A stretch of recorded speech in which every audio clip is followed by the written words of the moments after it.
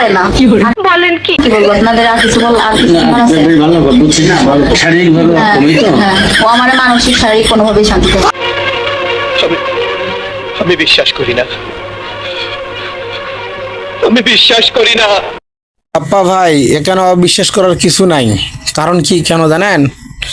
বিয়ের আগে সেভাবে মারে ছেলেপেলেগুলো, ওই হিসাবে তো না হওয়ারই কথা।